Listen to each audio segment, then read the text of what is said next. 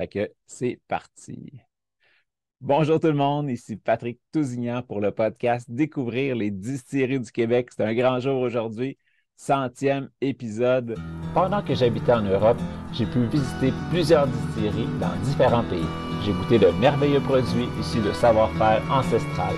À mon retour au pays en 2006, on comptait sur les doigts d'une main les distilleries québécoises. Heureusement, les lois ont changé et maintenant, des dizaines de passionnés peuvent inventer les alcools du terroir.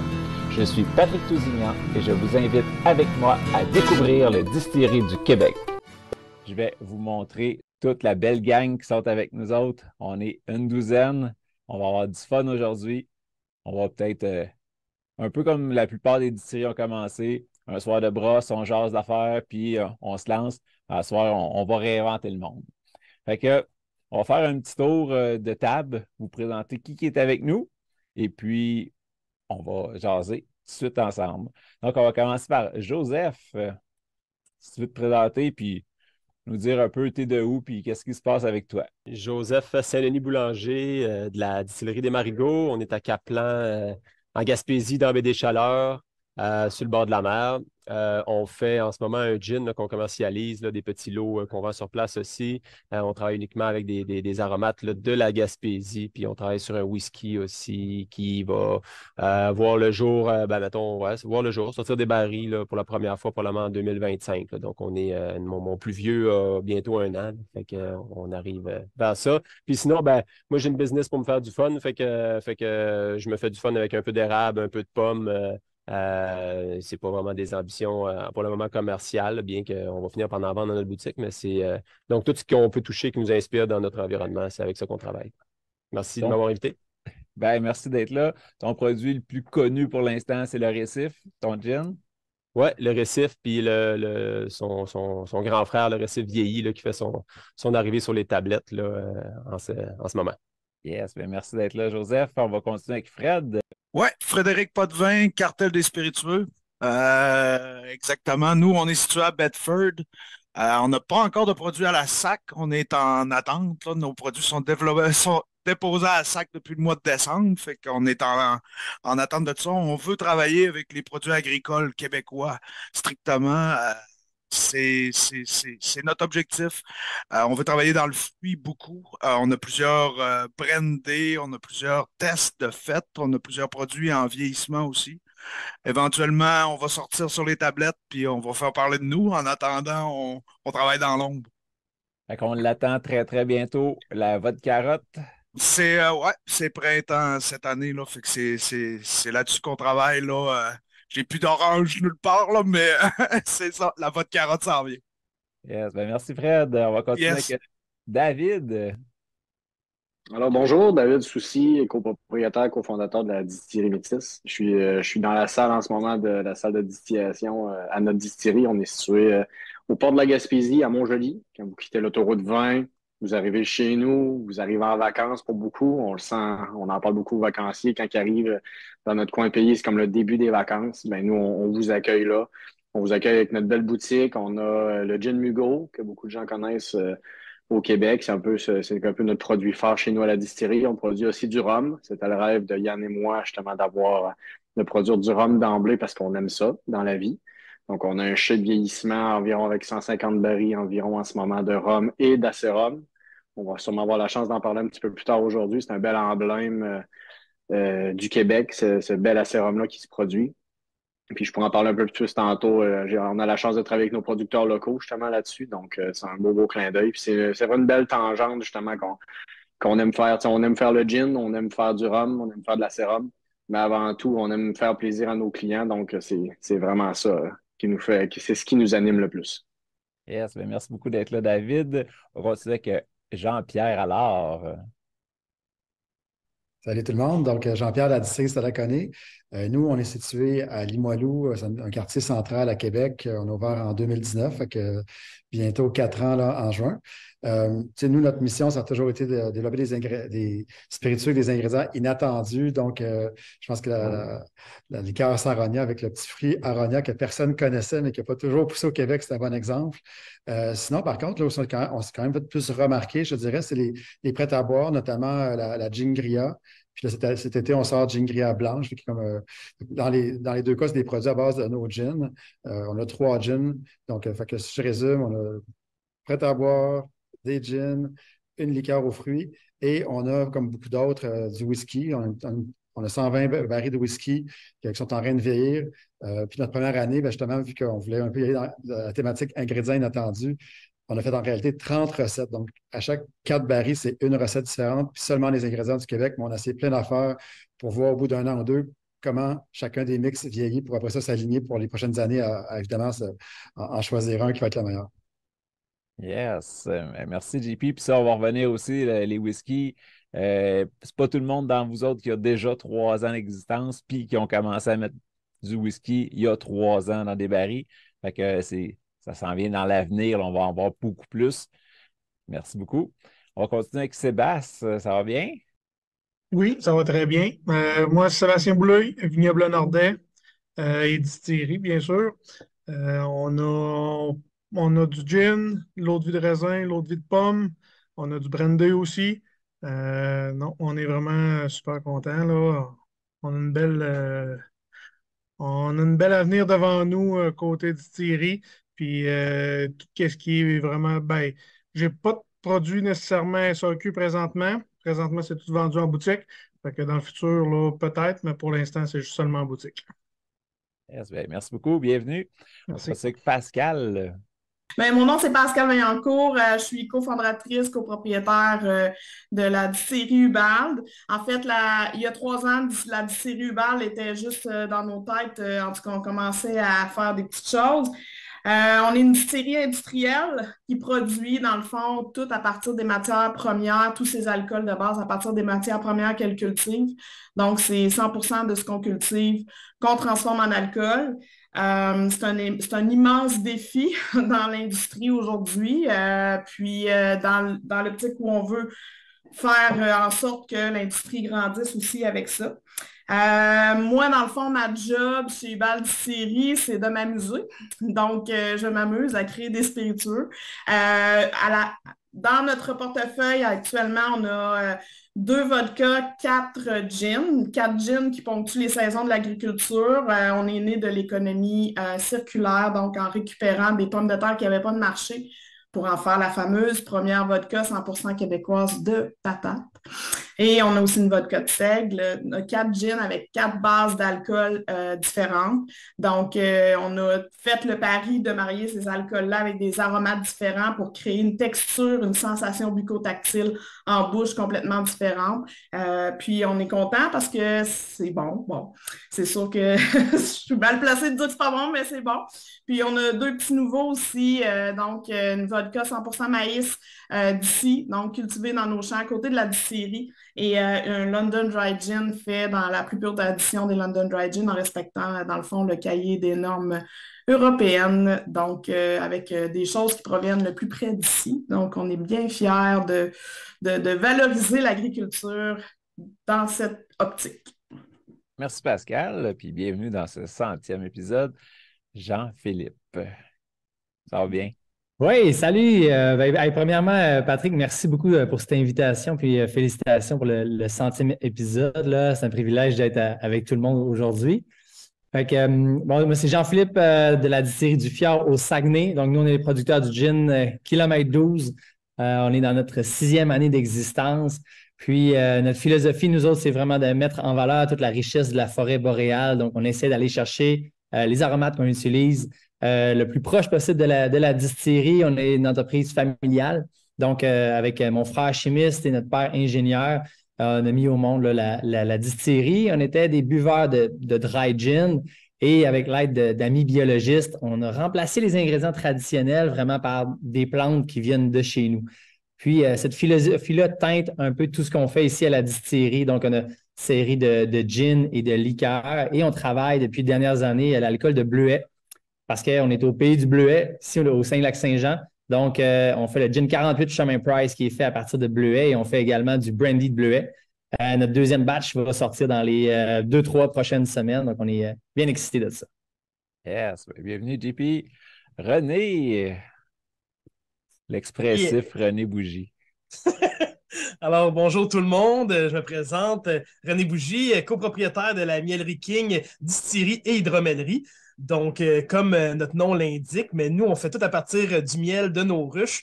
Vraiment, on fait d'une part de l'hydromel, du vin de miel, puis on fait également des spiritueux, que ce soit des gins, on fait des rhums alternatifs qu'on appelle Happy Rum chez nous. On a également des eaux de vie, de la crème alcoolisée. Bref, comme on aime dire, nous, on fait tout de l'abeille à la bouteille. Puis on s'amuse à transformer notre miel, à profiter en fin de compte des divers flaveurs que nous donnent nos divers types de miel pour en développer des produits qui ont une signature qui leur est propre et qui nous permettent vraiment de mettre en valeur le terroir que nos abeilles vont butiner un peu partout dans les champs où on met nos ruches. Donc voilà. Yes, bien, merci beaucoup d'être là. On va continuer avec Samuel. Yes, merci beaucoup, Pat. C'est très apprécié. C'est le fun d'avoir du monde comme toi qui nous donne une petite vitrine. Fait que je me présente, Samuel, cofondateur de la distillerie Caumont. On est situé à Bedford, sur le bord de l'eau, sur le chemin des vignobles. Fait que si vous vous arrêtez, on est ouvert au public, gênez-vous pas. Nous, on produit pratiquement notre flagship, là, c'est notre spiritueux d'agave. Fait que sirop d'agave fermenté distillé. Sinon, pour le reste, tout est fermenté distillé sur place, là, que ça soit à partir du maïs pour faire nos gins, que ce soit nos prêts-à-boire, nouveaux prêts-à-boire qui s'en vient aussi pour cet été. Quelques petits produits qu'on vend exclusivement sur place, là, exemple la liqueur de griotte, juste parce qu'on a une petite quantité de griotte du maraîcher à côté de chez nous. Mais on produit plusieurs petits produits. Enchanté. Ben, merci, Samuel. Missa et Rock, bienvenue dans l'émission. Vous allez bien? Oui, ça va bien. Merci, Patrick, de nous avoir invités. Dans le fond, nous, Distillerie La Vallée Bleue, Rock Boissonneau, nous, on produit là, vraiment les produits à partir de bleuets, de petits fruits qu'on a sur la ferme. Donc, on a bleuets, cassis, on fait des vins, des mistels.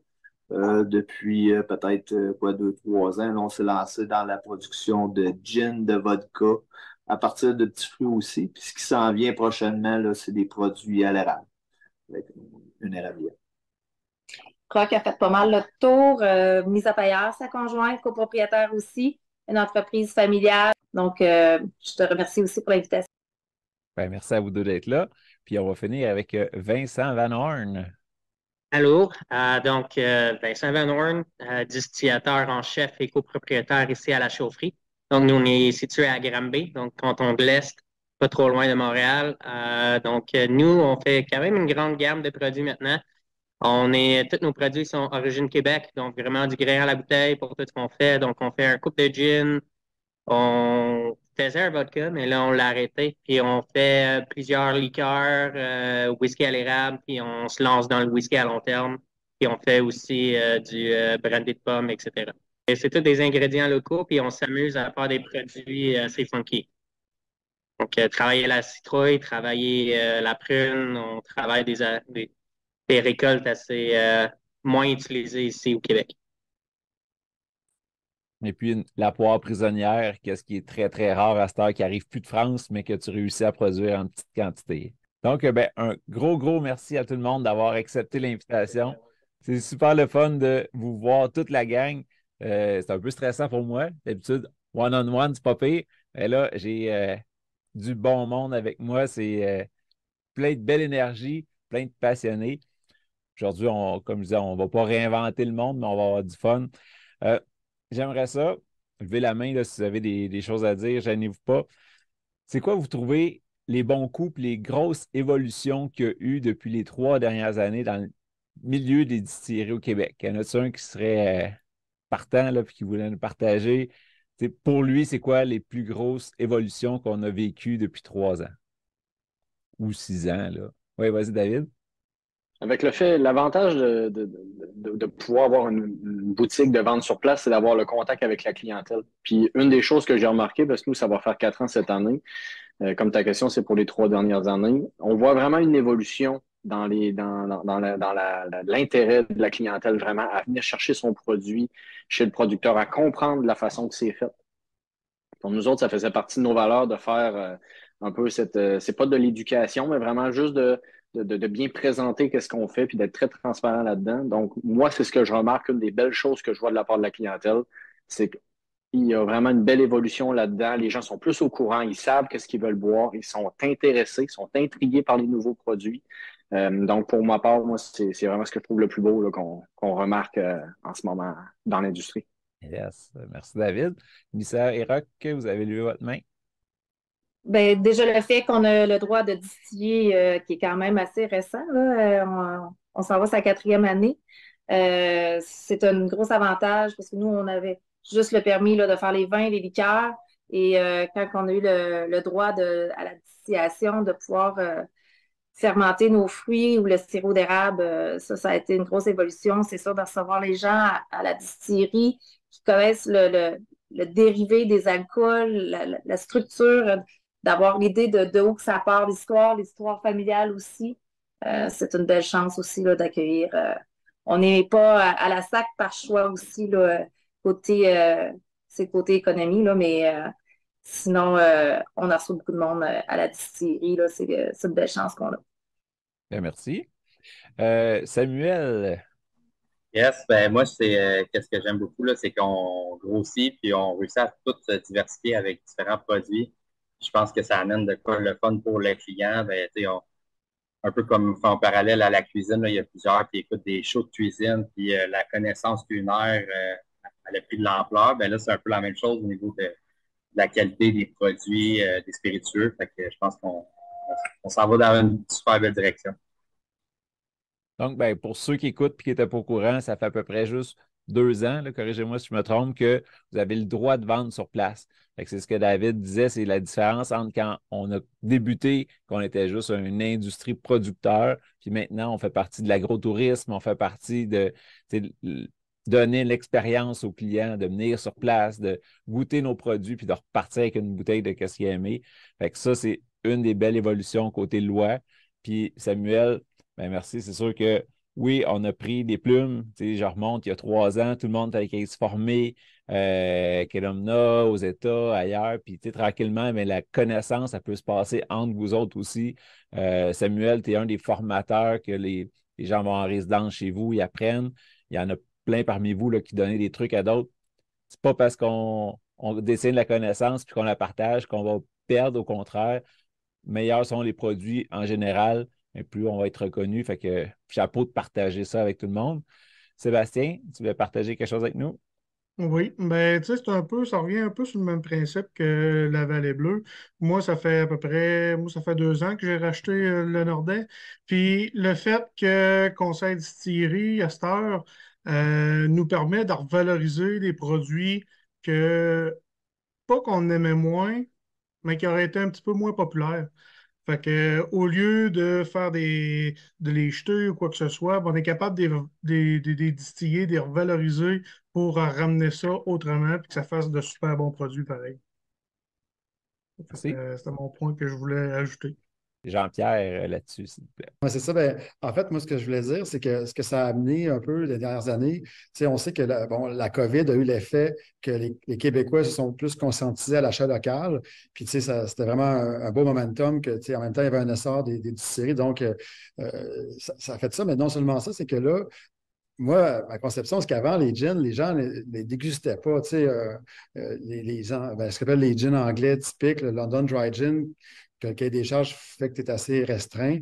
Ben, si tu prenais du tonic avec ça, puis que tu prenais une marque ou l'autre, c'était pas une grosse différence. C'est quasiment juste dans l'apparence de la bouteille, à quel point tu as l'air cool ou pas à l'arrivée avec une Bombay Sapphire ou quelque chose comme ça. Mais là, je trouve que maintenant, les gens, la SAQ a beaucoup aidé aussi en mettant les pastilles de goût, qui fait que là, maintenant, les gins sont classés par type. Et les gens, un peu comme tantôt David disait, ben, nous aussi, on voit la même chose. Les clients qui viennent ici, on le voit qu'ils sont beaucoup plus conscients. Ils vont goûter quelque chose, ça ressemble à tel.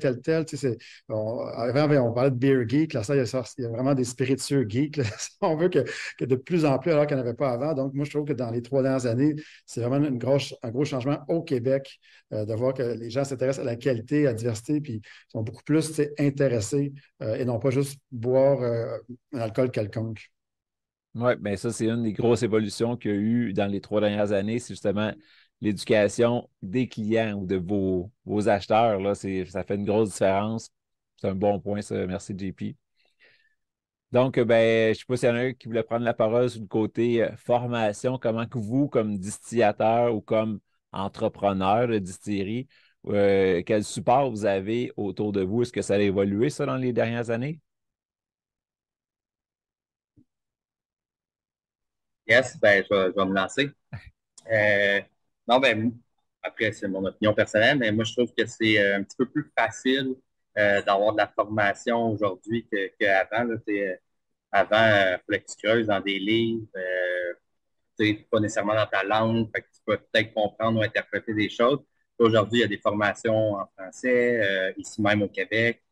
Sinon, de plus en plus, ben, on n'est pas tout seul au Québec que l'industrie elle explose. Là. Fait qu'il y a des cours partout, là, que ce soit en Europe, aux États ou même dans l'Ouest canadien.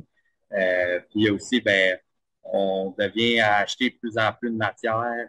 Si je fais un clin d'œil à la levure l'allemand, ben, l'allemand est là avec un support. Il y a d'autres personnes qui vont arriver avec d'autres supports parce qu'on devient des acheteurs. Fait que, ils veulent qu'on continue à acheter leurs produits, puis ben, ça amène une petite formation de plus. Là. Ben, c'est un bon point. Ça, est-ce que vous avez vu une différence avec. C'est sûr que là, il y a eu la COVID qui est allée jouer, mais le prix des matières premières, quand vous êtes juste 2, 3 au Québec au début, ou si vous êtes une trentaine, quarantaine de distillateurs, est-ce que vous avez vu une différence sur l'accessibilité des matières, l'accessibilité des équipements aussi? Vas-y, Sam, tu avais l'air de vouloir. Ben, je sais pas, là, je veux pas être seul à parler. Ouais, Mais non, ben, moi, je pense pas nécessairement qu'on paye moins cher à cause qu'on est plusieurs. Je pense que ça fait peut-être plus un côté vicieux à ça que vu que c'est plus trendy, ben là, il bilait plus cher en soi. Puis, ben, tu l'as dit, là, le COVID s'est mêlé à ça, la guerre en Ukraine. Fait qu'il y a beaucoup de choses, de transport, surcharge de pétrole. C'est extrêmement coûteux produire à ce temps-là. Versus le 4 ans. Puis Pascal, je pense que tu voulais rajouter quelque chose. Oui, ben, le point de la formation. En fait, Samuel a dit qu'il y en a beaucoup, mais ça évolue pas à la vitesse qu'il ouvre des distilleries. Mais en fait, il y a quelque chose de super le fun, c'est qu'on s'entraide beaucoup dans la communauté. Fait que je pense que ça, c'est super important parce que c'est en étant ensemble qu'on va être plus fort, puis c'est en étant plus fort qu'on va développer une industrie qui va être très solide au Québec. On n'aura pas le choix de faire ça parce qu'on a beaucoup de défis. Puis les défis ne sont pas juste au niveau de partir une distillerie, les défis sont au niveau de la commercialisation, de la distribution, de la vente, du tourisme. On jongle avec énormément de ministères et d'intervenants, la régie de l'alcool, la sécurité publique, Éduc-Alcool. Ceci étant dit, ce n'est pas dans un but négatif que je dis ça, mais on a à naviguer avec beaucoup de choses.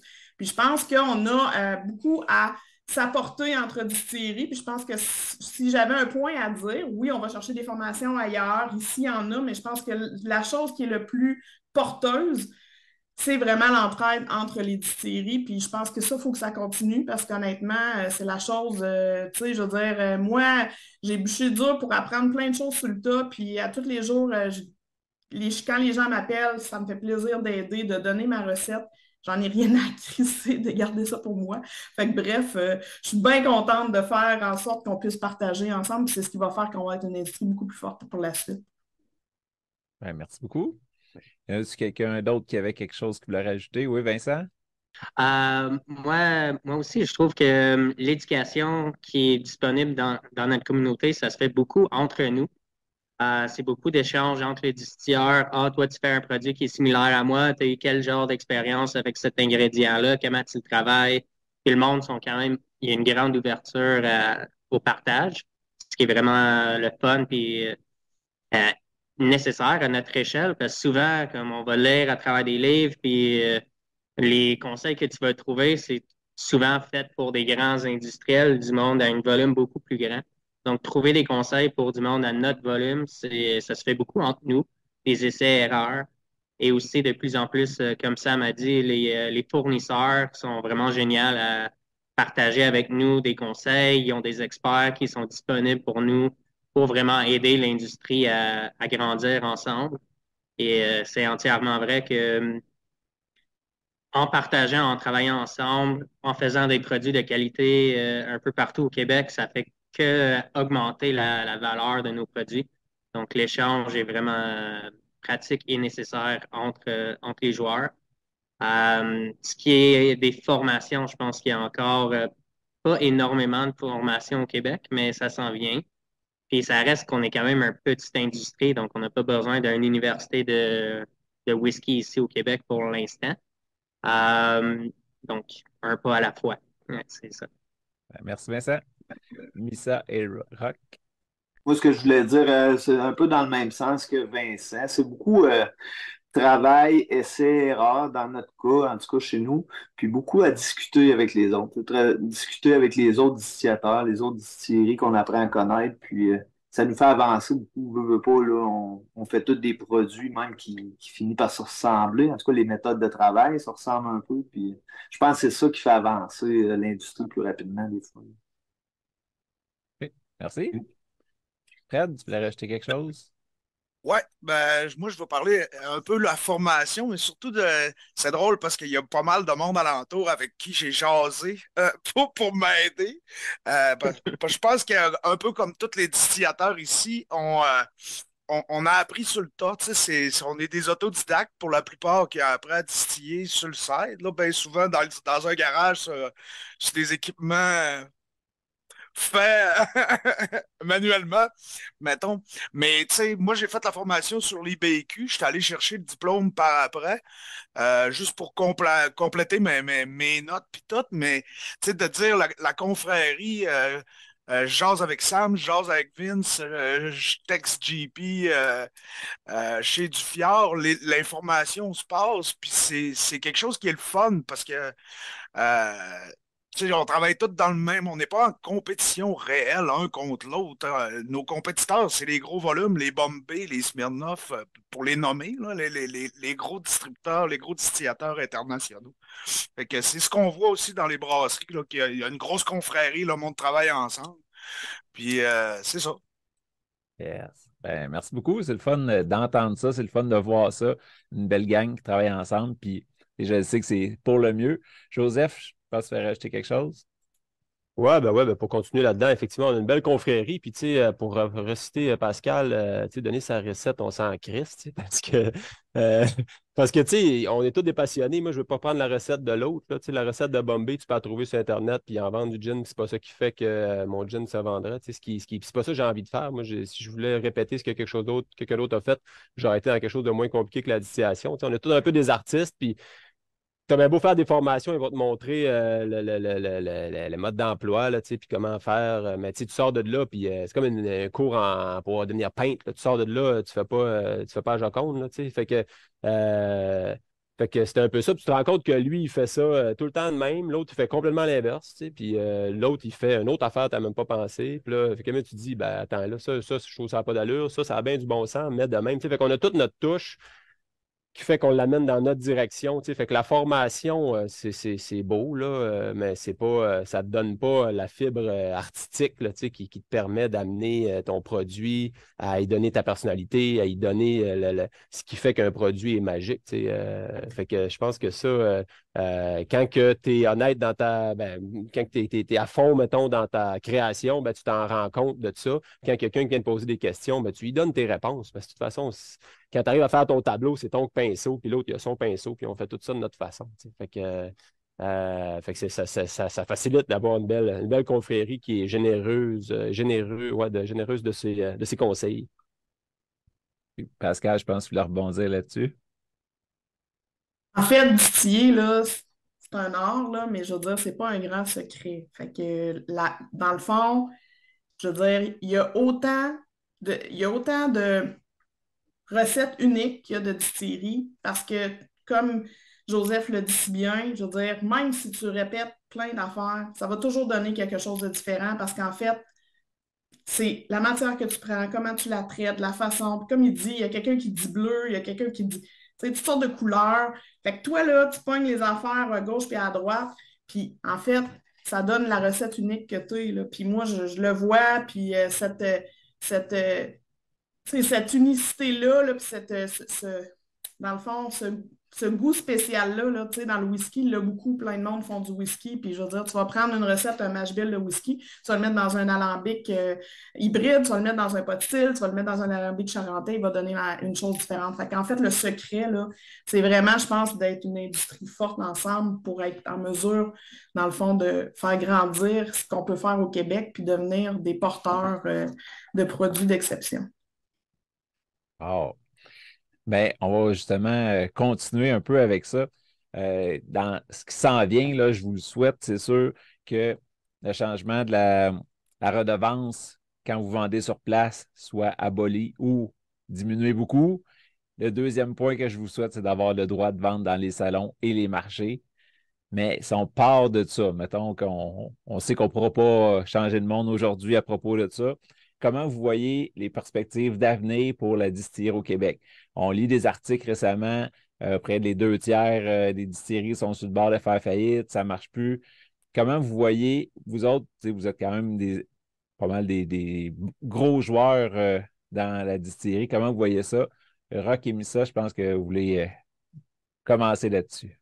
C'est juste pour dire, nous c'est peut-être un peu différent des industriels. On n'a pas à passer par la RACJ quand on vend nos bouteilles ici à la boutique, là. Par contre, nous, ce qui nous toucherait, c'est vraiment la vente dans les marchés, là, de vendre à l'extérieur. Ça me est presque rendu ridicule là, de ne pas pouvoir faire ça aujourd'hui en 2023.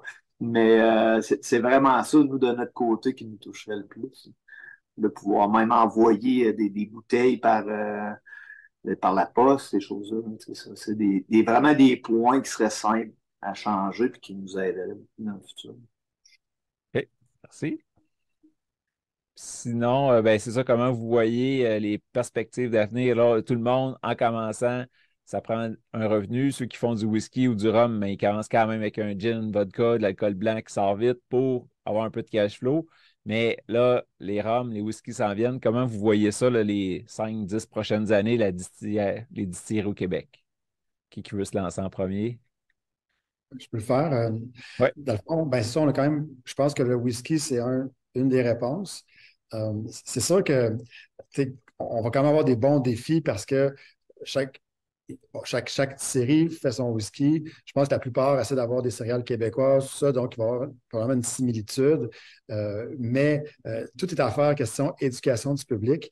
Mais je crois que ça peut quand même faire une vague d'intérêt dans le public, comme ça a pu le faire pour le gin, parce que justement, la plupart des Québécois connaissent pas tant que ça le whisky, à part vraiment les amateurs. Mais je pense qu'il y a une opportunité de créer une culture de whisky au Québec. Puis on a tellement de voix, il va y avoir tellement de personnes en même temps qui vont en sortir que là, ça va faire de l'information qui arrive de tout bord, de tous côtés. Donc, moi, je vois comme une genre de transformation dans la province de Québec, de connaissances, puis de commencer à comparer. Donc, pour moi, c'est une des réponses à ta question tantôt, parce que, tu sais, ce que j'essaie de dire, la réponse en réalité, c'est la diversification. Tu as parlé des gins, ça, c'était bien, c'est une belle façon de commencer, mais il faut absolument sortir d'autres produits. En notre cas, c'est le whisky qu'on a choisi. Cet exemple, je ne sais pas, les Super sont pas ici, mais les autres, c'est les crèmes de menthe. On en a sorti beaucoup, c'est super intéressant. C'est plein de sortes. Donc, je pense qu'il faut vraiment se diversifier. Pour moi, c'est une des réponses à ta question. Merci. René? Yes, donc, pour nous, c'est sûr certain que notre situation est un peu différente des distilleries industrielles, un peu comme Misa et Roch. Nous, ce qu'on produit, c'est vraiment le produit qui vient de nos cultures, en fin de compte, qui vient de l'élevage de nos ruches, puis c'est vraiment le miel qu'on veut mettre de l'avant. Fait que, nous, c'est vraiment plus par le fait que les gens viennent nous visiter, qu'on ait la possibilité de pouvoir rayonner plus, en fin de compte, qu'on ait la possibilité de participer à des marchés publics, qu'on puisse vendre au restaurant à côté de chez nous, qui va changer les choses. Nous, juste de nous permettre de faire ça, de continuer à produire les mêmes produits ou des produits qui continuent à mettre le miel en valeur, mais qu'on puisse atteindre encore plus de gens par d'autres canaux de distribution. Mais juste ça, pour nous, ça va nous faire rayonner encore plus, puis ça va nous permettre de diversifier encore plus nos revenus, parce que on s'entend, même nous, quand on a commencé, la distillation, c'était juste un volet complémentaire à l'élevage de nos reines, à la production de notre miel, à la fabrication d'hydromel, de sauce, de caramel. Mais de plus en plus, là, ça prend de la place. Mais nous, on le voit toujours comme un tout, de mettre en valeur le produit des choses qui viennent de notre terre, en fin de compte. Donc, c'est pour ça que je pense que l'objectif n'est pas tout à fait tout le temps la même. Fait que, pour nous, c'est vraiment de trouver la meilleure façon de mettre nos choses en valeur. Samuel? Merci. Yes, ben, je suis en accord et en désaccord qu'on n'a pas les mêmes objectifs, là, mais parce que si tu regardes ça de façon globale, le but, c'est de diversifier nos ventes par d'autres canaux, puis de distribuer d'une autre façon que par la SEQ ou de la vente sur place pour des artisanaux. Moi, je pense que une des bonnes solutions, là, on en parle toutes, mais c'est justement d'arriver avec d'autres façons que ce soit par l'envoi par la poste, la vente sur place non majorée, la vente à des fonds festivals. Au bout de la ligne, on est tous dans la même affaire. Là, fait que c'est ça. Ça serait de diversifier nos canaux de distribution et de vente. Là, on ne parle pas d'ici d'abolir la SEQ là, ou le monopole de la SEQ, mais un peu regarder qu'est-ce qui se passe avec le vin, la bière, le cidre, pourquoi les distilleries ne peuvent pas aller dans la même optique. Puis pour toi, Samuel, tu vois quoi comme produit qui va se développer un petit peu plus que le gin? Tu sais, ça a commencé tout sur le gin, mais tu penses qu'on s'en va vers où? C'est difficile à dire. Je pense que là, l'alcool blanc va peut-être plafonner un petit peu, puis on va aller vers de quoi qui est plus vieilli parce que justement, le boom s'en va là. Si je parle pour moi, pour Caumont, nous, on a un super bon succès avec nos prêts à boire. Le consommateur veut de quoi qui est facile, accessible, rapide. Fait que pour nous, c'est sûr que nos prêts à boire, c'est clairement notre vache à lait. Après ça, tantôt on a parlé de diversité, je pense que c'est un méchant bon point aussi. Merci. Fred? Ouais, moi, au niveau de l'avenir, ce que je vois, là, je pense qu'on est une industrie qui est vraiment jeune au Québec. Tu sais, les législations, puis les gouvernements, les politiques, c'est des gros bateaux qui sont difficiles à faire tourner de côté. Ça fait que notre industrie jeune, on est en train d'influencer, d'informer les gens sur notre industrie puis sur qu'est-ce que l'industrie devrait être. Fait que je suis quand même pas mal optimiste pour le futur au niveau de l'ouverture, tu sais, de qu'est-ce qu'on parle là, de pouvoir vendre dans d'autres canaux, comme ça me parlait, de pouvoir faire nos livraisons nous autres mêmes, peut-être même à des restaurants, à des hôtels, à des groupes, faire nos shipping directement. Tu sais, il y en a plusieurs affaires, mais ça, tu sais, le fait que notre industrie est jeune, les politiciens, les vieux de la vieille qui fait 40 ans qui sont en politique, ils n'avaient pas entendu parler de cette industrie-là. Eux, ils connaissaient l'ancien modèle. Fait que je suis quand même très optimiste pour ça. Au niveau des produits, c'est difficile à dire ça va être quoi le trend dans 5 ans. Tu sais, ça va être quoi le viral. Tu sais, là, on avait les gins parce qu'on était dans la pandémie. Puis le gin aussi, il ne faut pas oublier que ça a tout le temps été un des plus gros vendeurs au Québec au niveau des spiritueux. Tu sais, même au niveau de la commission des liqueurs des années 60, quand ça a été créé, si tu vas le checker, c'était le plus gros volume d'achat en alcool dans les années 60, c'était le gin. Fait que si ça a été là. Le futur, oui, il va y avoir plein de produits vieillis, il va y avoir plein de whisky, il va y avoir plein d'affaires. Je pense que le consommateur va évoluer en même temps que nous autres, puis en même temps que la politique alentour. Merci. Rock, Missa. Oui, dans le fond, c'est un peu la même chose, là. Tu sais, en Europe, l'histoire de l'alcool est beaucoup plus vieille que la nôtre au Québec. Donc là, ça allait évoluer. Puis tu sais, quand on reçoit ici à la distillerie des gens qui viennent de l'Europe, la consommation n'est pas la même. Ils ne recherchent pas un gin, ils recherchent plus l'eau de vie. C'est sûr qu'ils vont rechercher tout ce qui est à base d'érable parce que c'est notre emblème ici au Québec. Mais tu sais, le whisky, pour nous, dans l'artisanal, même si on produit du grain, on ne peut pas aller dans cette direction-là. Fait que comme on revient au même, là, c'est se diversifier. Nous, on était dans le petit fruit, on va vers l'érable. On essaye d'être à l'écoute du consommateur aussi, là. Merci. Vincent. Allô?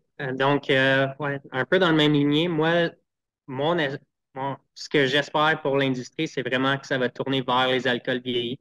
Donc, que ce soit le whisky ou le brandy, où je pense que c'est là où que les bons et les grandes distilleries vont se démarquer à long terme. Si j'étais pour partir à une distillerie maintenant, je pense le vieux modèle de tu fais que de l'alcool blanc ou du gin pour payer ton avenir, je pense que c'est de plus en plus dur. le Gold Rush du gin commence à arriver à son plateau. Démarquer dans le monde du gin maintenant, c'est difficile. Pas impossible. Puis, check, le monde, je pense qu'on va continuer de faire des gins, puis on va amener le bar de plus en plus haut.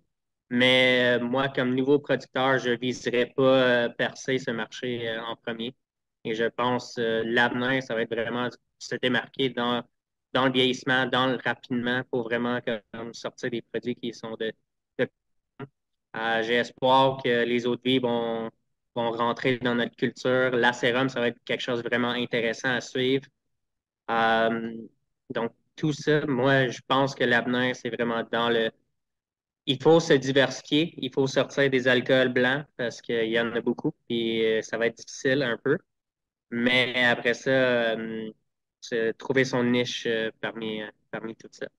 Ben, ça, on va revenir bientôt sur les eaux de vie et les acérums. On va continuer avec Joseph puis Jean-Philippe. Joseph? Ouais, ben c'est ça, là, comme Vincent disait, là, le Gold Rush du gin, clairement, il est passé. Là, la consommation baisse beaucoup. Puis, tu sais, pour répondre à la question, je ne suis pas sûr que cette attention-là va se déplacer là, vers une autre là, unique destination là, où tout le monde va faire. Je ne vois pas ce que ça pourrait être, en fait, là, du schnapps aux pêches. Là, je ne sais pas. Ça ne se fera pas comme ça. Là, ça va. On a tous commencé avec du gin. Puis, tu sais, moi, je commence encore. Là, je veux dire, je suis dans ma 3e année. Là, j'étais à mes tout débuts. Là, tu sais, je viens de commencer. Puis, comme 80% de mes confrères et consoeurs, je pense qu'on va tous tirer notre épingle du jeu. Soit c'est par aller dans le côté, là, j'entendais, tu sais, Common, puis ça la connaît, tu sais, les prêts à boire. Il y en a que c'est... il y en a que là, qui n'est pas ici, mais Mario Noël depuis Jalon fait sa bière.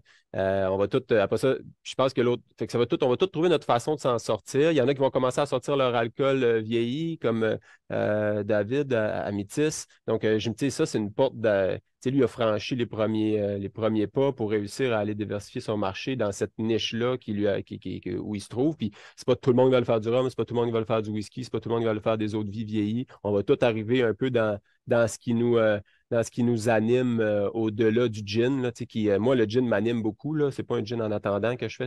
J'ai envie de faire 100 gin en attendant. Là, fait que j'ai vraiment du plaisir à m'amuser avec les aromates autour de moi.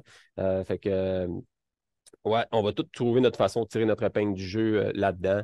Je pense que c'est d'y aller avec il y en a que ça va être le profil plus business qui va embarquer. Il y en a que c'est le profil plus produit en lien avec leur cœur, qu'est-ce qu'ils ont envie de faire. Puis à un moment donné, le client, il le ressent aussi. Des fois, des plus petits marchés, mais des marchés plus sincères qui le font triper. On n'est pas tous là-dedans pour faire le gros cash. On est là-dedans il y en a que c'est pour bien vivre, mais aimer sa vie, là, finalement. Fait que, il y en a beaucoup parmi nous que c'est ça. Puis, on parlait de permis tantôt. En ce moment, il y a permis industriel, il y a permis artisanal. Il manque un permis. Là, il manque le permis petite distillerie là, dans l'industriel, là, où on a souvent dans d'autres marchés qui permet d'amener pas les mêmes privilèges pour les industriels que les artisanales, mais pas non plus aucun privilège pour les petites par rapport aux énormes. Là, il y a comme un débalancement à ce niveau-là. Certainement. Puis après ça, ça va passer. On est tout en train de le faire depuis nos lancements, par l'éducation. Dans les zones en France, il y a une grosse culture du digestif, des petits produits. Ici, on connaît de la bière, un peu le vin, après ça, le gin vodka. J'entendais Mistel tantôt. Là, d'un coup, je suis sûr que c'est délicieux, une Mistel, mais je suis pas mal sûr qu'il y a tout le monde qui ont ça en cadeau. Puis ils disent, je fais quoi avec ça à cette heure? Parce que l'éducation n'est pas là. Ils ne savent pas qu'une Mistel, tu sers ça, là, go, là, ouvre ta bouteille, là, attends pas le moment spécial, puis bois-les. Fait que voilà, ça va être. Fait que ça va prendre plein de formes différentes à voir. Puis, 3 ans, là, on est tellement passé des choses en 3 ans au Québec, là, c'est hallucinant. Là. Fait que dans 3 ans, les autos vont voler, puis il va s'en passer des choses. Merci, Joseph. Jean-Philippe. Oui, j'abonde dans le même sens. Là, c'est impressionnant à quel point le marché se diversifie. Puis c'est ça, hein, faut toujours garder le plus de place possible pour les artisans passionnés. Fait que ça reste une business qui est très, très compétitive. Et je pense que là où on va pouvoir avoir un beau développement, c'est à partir du moment où il va y avoir un meilleur sort réservé aux ventes à la propriété. Donc, tu sais, je reviens là-dessus parce que chez nous, au Saguenay, tu sais, moi, j'y crois énormément et puis on va lancer des produits exclusifs à la distillerie. C'est justement pour pouvoir attirer davantage les gens chez nous, pour partager notre passion, partager le savoir-faire, puis d'encourager les gens à visiter un peu les distilleries aux quatre coins du Québec. Donc, je pense qu'il va y avoir une explosion de diversité de produits qui vont être vendus exclusivement dans les distilleries parce que, ben, à un moment donné, ça devient très difficile de se faire une place sur les tablettes, alors qu'on a beaucoup plus de versatilité sur ce qu'on peut faire à la distillerie avec des projets un petit peu plus funky. Puis nous autres, on prend même un permis de bar cet été, donc un peu comme la chaufferie, comme Distillerie Saint-Laurent, d'amener cette dimension-là des cocktails, de mettre les produits en valeur. Puis en misant justement sur l'expérience à la distillerie, je pense que c'est comme ça qu'on va rattacher le sentiment d'appartenance encore plus fort aux amateurs de spiritueux. Donc, moi, je pense que dans les prochaines années, ce modèle-là va se multiplier parce que j'y crois que notre sort va s'améliorer là, à force de taper sur le clou. Là. Quand on a commencé en 2017, on était un local dans un parc industriel. Aujourd'hui, on est un site touristique.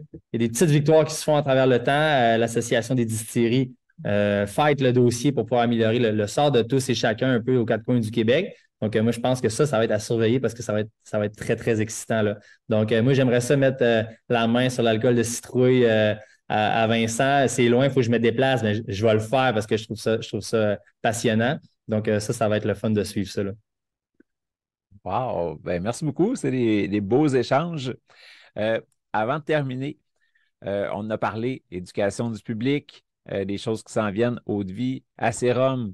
On aimerait ça que le Québec rayonne à travers le monde pour, les Écossais ont le scotch, des cognacs, tout ça en France.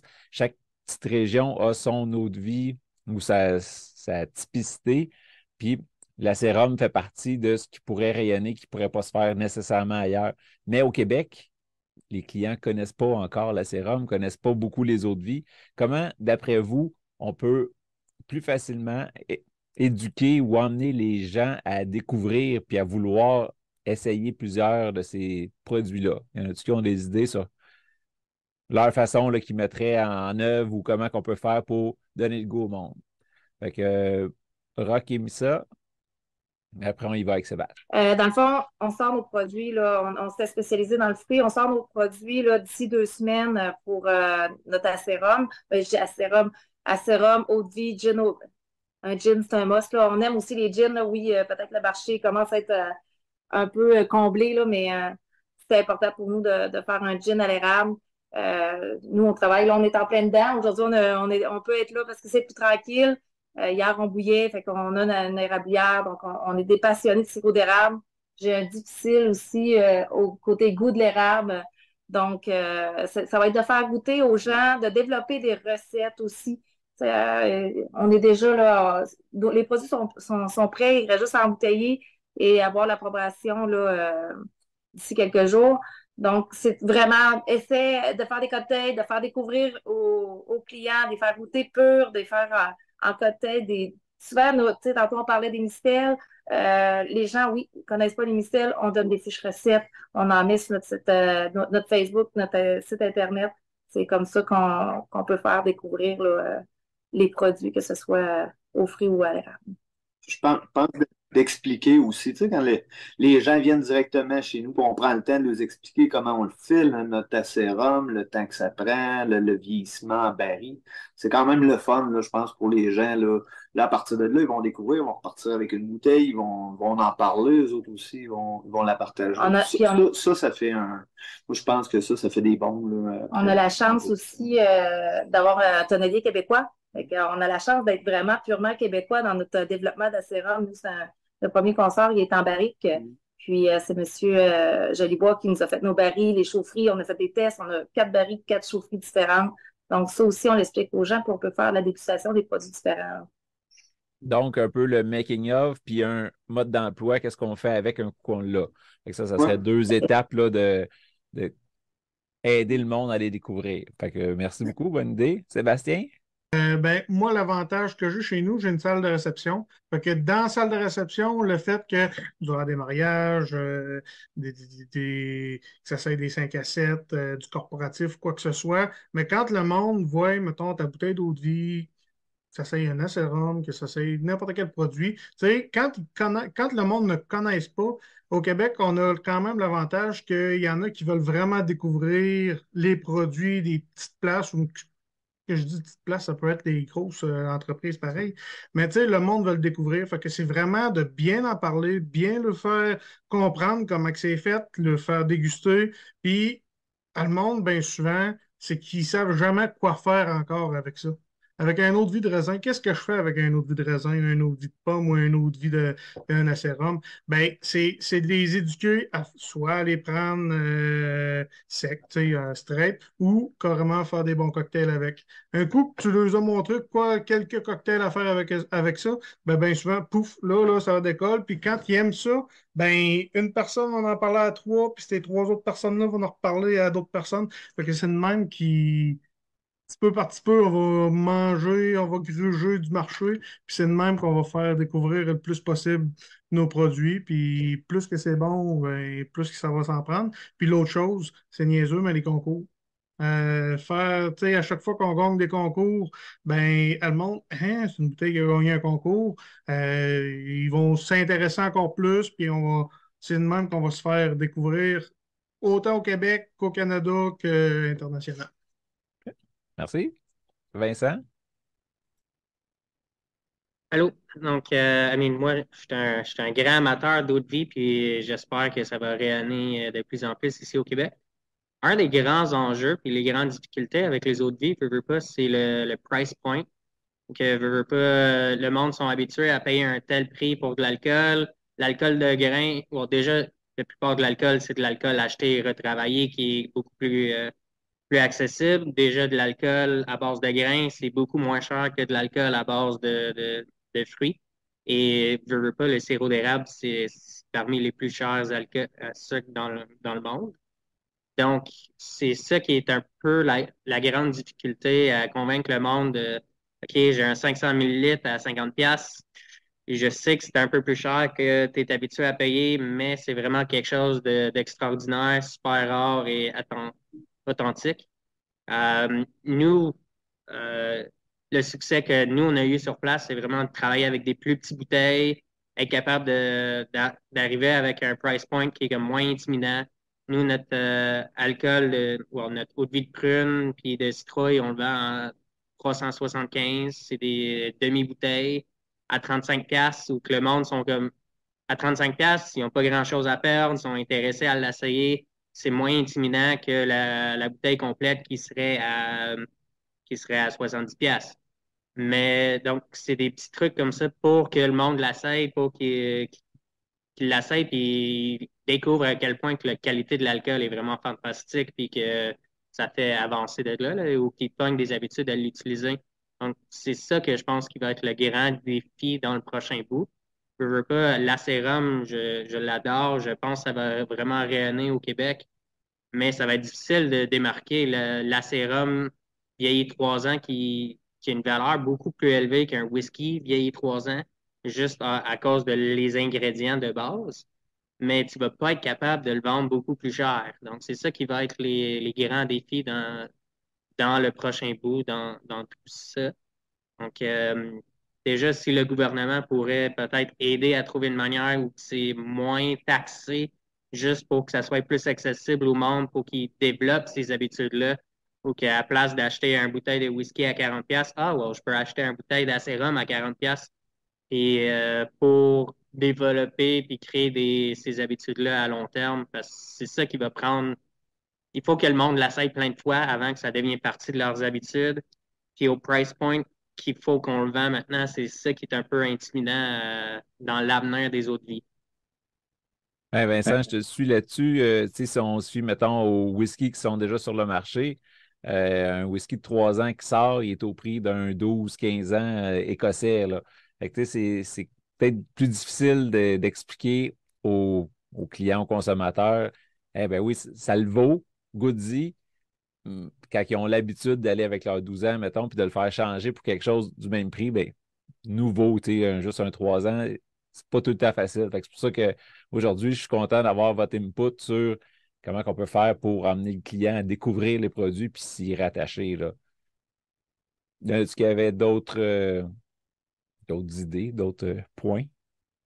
Sébastien? Oui, ben dans le fond, tu sais, quand on disait qu'un whisky québécois ou un acérum québécois vieillit 3 ans versus un whisky 12 ans de grande entreprise, tu sais, c'est sûr que les grandes entreprises, ils finissent par être capables de le vendre moins cher.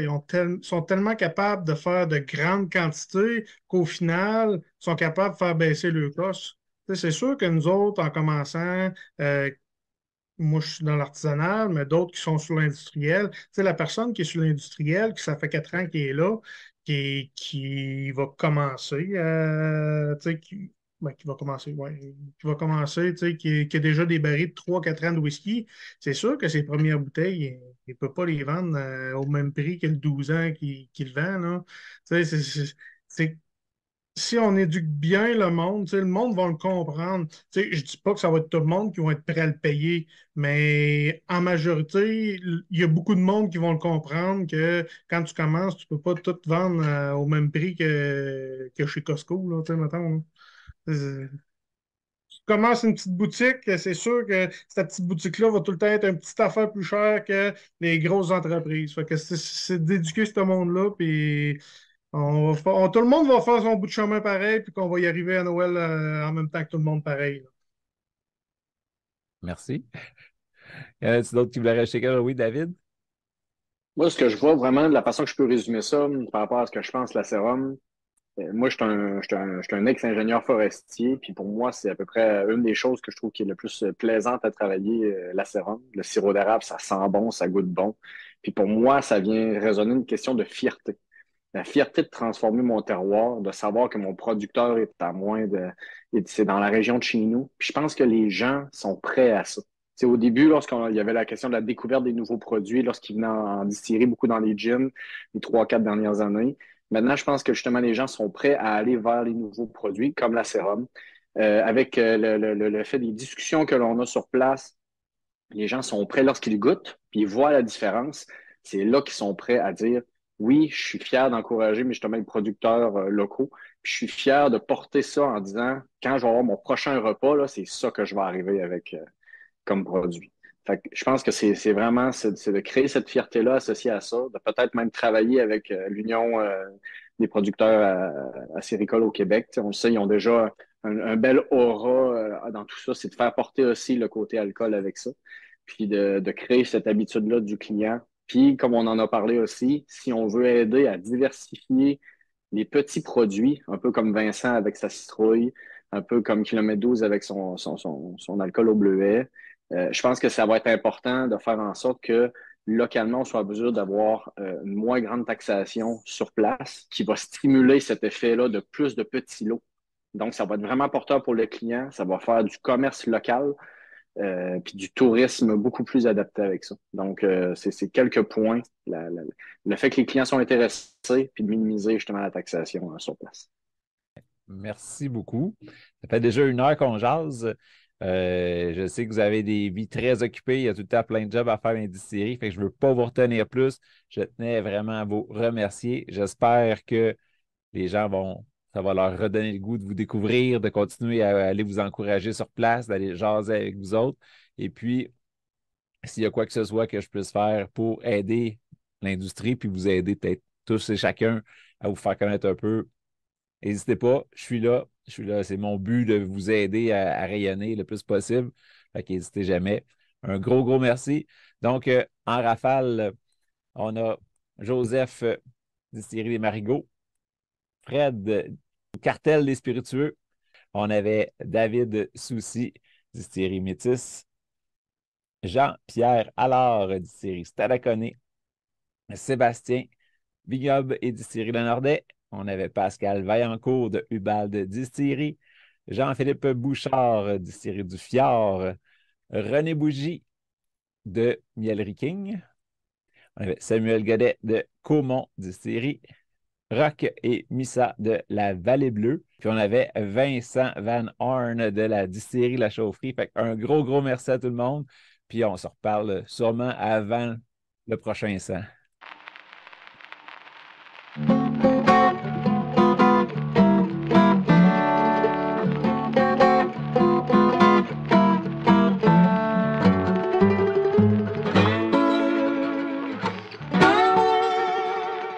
Laisse-moi te parler de mon partenaire, Novumatrix, la nouvelle matrice pour réussir ensemble.